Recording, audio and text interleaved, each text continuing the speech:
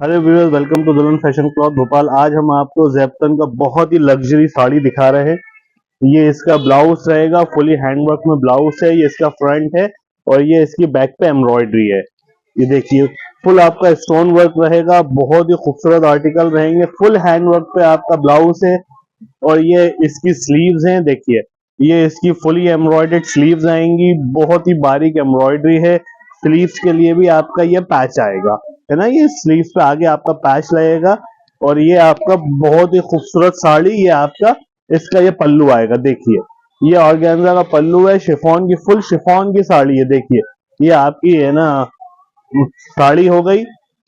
ये आपका पेटीकोट हो गया। ये वो भी पूरा एम्ब्रॉयडर्ड आएगा, शिफॉन पे आएगा। और ये आपका इसका इनर आएगा। प्राइस के लिए आप हमें कांटेक्ट कर सकते हैं। ये हमारी वीडियो को लाइक करिए, सब्सक्राइब करिए, शेयर करिए। Thank you.